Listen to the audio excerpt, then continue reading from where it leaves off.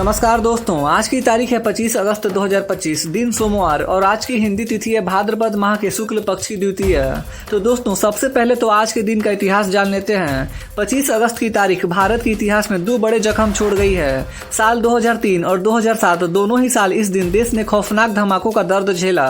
25 अगस्त 2003 को मुंबई दहल उठी थी।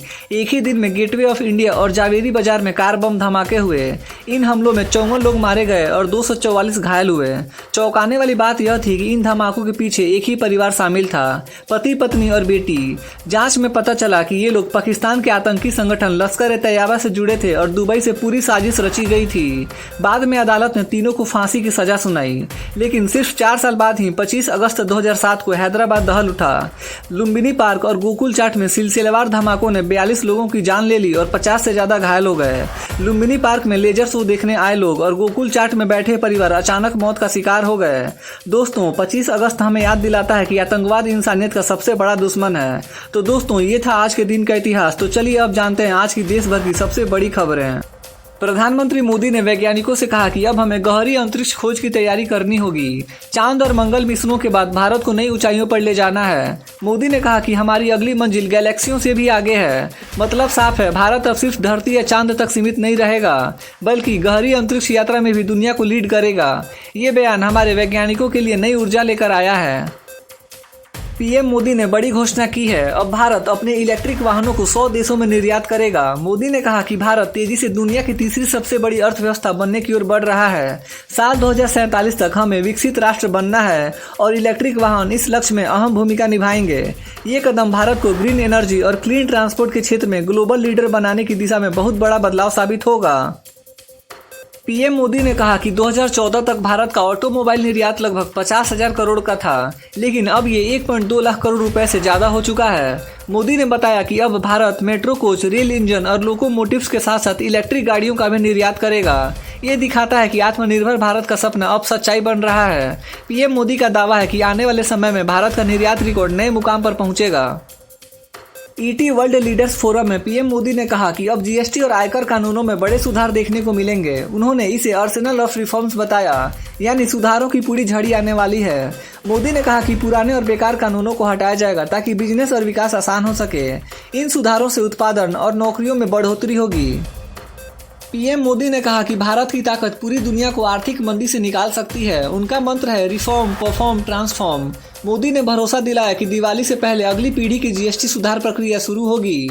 उन्होंने कहा कि भारत जल्द ही दुनिया की तीसरी सबसे बड़ी अर्थव्यवस्था बनेगा और विश्व को नई ऊर्जा देगा। वर्ल्ड लीडर्स फोरम 2025 में पीएम मोदी ने कहा कि भारत अगले कुछ सालों में $10 ट्रिलियन की अर्थव्यवस्था बनने की राह पर है। उन्होंने जोर दिया कि डिजिटलीकरण, स्टार्टअप, ग्रीन एनर्जी और वैश्विक साझेदारियां इसमें अहम भूमिका निभाएंगी। मोदी ने कहा कि भारत के पास नदी का रुख बदलने की ताकत है। पीएम मोदी ने यूक्रेन के राष्ट्रपति जेलेंस्की को भारत आने का निमंत्रण दिया है। हालांकि यात्रा की तारीख अभी तय नहीं हुई है। मोदी का ये कदम भारत और यूक्रेन के रिश्तों को और मजबूत करेगा।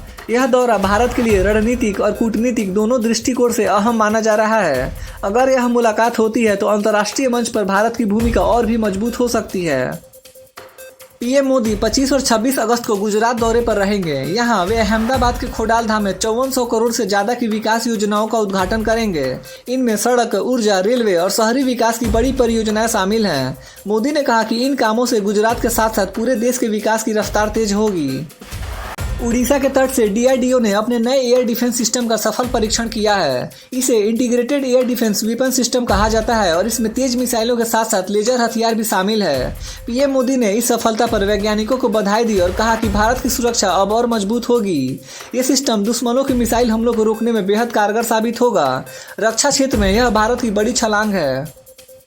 पीएम मोदी ने श्री गुरु ग्रंथ साहिब जी के प्रकाश वर्ष पर देशवासियों को शुभकामनाएं दी। उन्होंने कहा कि गुरु ग्रंथ साहिब का संदेश हमें शांति, सेवा और एकता का मार्ग दिखाता है।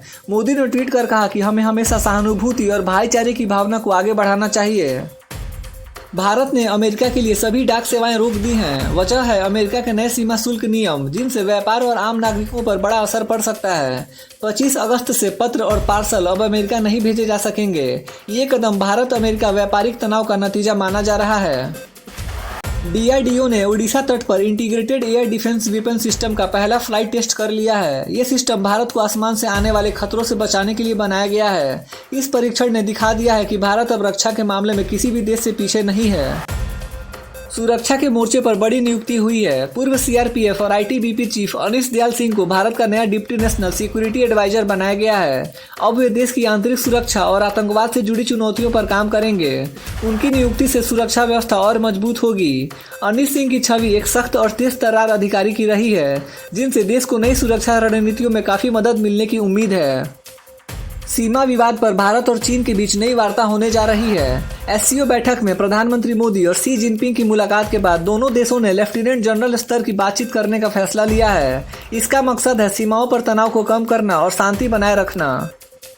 ET वर्ल्ड लीडर्स फोरम में विदेश मंत्री S जयशंकर ने अमेरिका को करारा जवाब दिया। उन्होंने कहा कि भारत अपनी ऊर्जा और पेट्रोलियम नीति खुद तय करेगा।